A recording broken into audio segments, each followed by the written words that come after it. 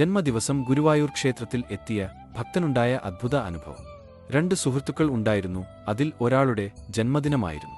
അതിനാൽ ആ ദിനം ഗുരുവായൂർ ക്ഷേത്രത്തിൽ ആഘോഷിക്കാം എന്നു കരുതി അവർ ഗുരുവായൂർ ക്ഷേത്രത്തിൽ എത്തി. ഏകദേശം ഉച്ചയോടെ അവർ ക്ഷേത്രത്തിൽ എത്തിയത്. അങ്ങനെ ഭഗവാനെ കണ്ടു തൊഴുതു പ്രാർത്ഥിച്ച് പുറത്തേക്ക് വന്നു. അപ്പോൾ ആ ജന്മദിനം ആഘോഷിക്കുന്ന ആ സുഹൃത്ത് പറഞ്ഞു, എന്റെ ഏറ്റവും വലിയൊരു ആഗ്രഹമാണ് എന്റെ ജന്മദിന ദിവസം ഭഗവാന്റെ പ്രസാദ ഊട്ട് കഴിക്കണമെന്നത് എന്ന് പറഞ്ഞ് അവർ പ്രസാദം ഊട്ടുപുരയിലേക്ക് പോവുകയും ചെയ്തു.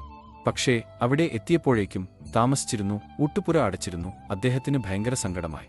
എന്തായാലും ഇന്ന് ഭഗവാന്റെ അടുത്ത് തന്നെ കഴിച്ചുകൂട്ടാം എന്നു കരുതി അങ്ങനെ ക്ഷേത്രത്തിന്റെ ആ തിരുസന്നിധിയിൽ അവിടെ ഇരുന്ന് ഭഗവാന്റെ നാമം ഒക്കെ ജപിച്ച് അങ്ങനെ സമയം കടന്നുപോയി.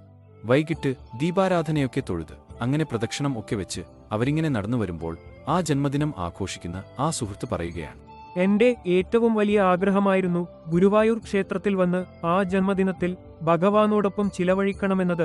അത് എനിക്ക് സാധിച്ചു.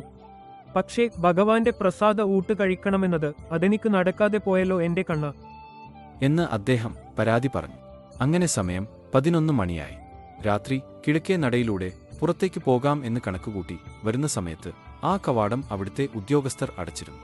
ഇതുവഴി കടക്കാൻ പറ്റില്ല, നിങ്ങൾ ഇനി പടിഞ്ഞാറെ നടയിൽ ചെന്ന് അതുവഴി പുറത്തേക്ക് പോകൂ എന്ന് പറഞ്ഞു. അങ്ങനെ അവർ പടിഞ്ഞാറെ നടയിൽ എത്തി. അങ്ങനെ പുറത്തേക്ക് കടക്കാൻ ശ്രമിക്കുന്ന സമയത്ത് പെട്ടെന്ന് പിന്നിൽ നിന്ന് ഒരു വിളി വന്നു, കുറച്ച് പ്രസാദം കഴിച്ചിട്ട് പോയിക്കൂടെ? തിരിഞ്ഞു നോക്കിയപ്പോൾ അദ്ഭുതം എന്ന് പറയട്ടെ, ഒരാൾ കൈകളിൽ നിറയെ പ്രസാദവുമായി നിൽക്കുന്നു. ഭഗവാൻ നേദിച്ച പാൽപായസം നൈവേദ്യമുണ്ട്.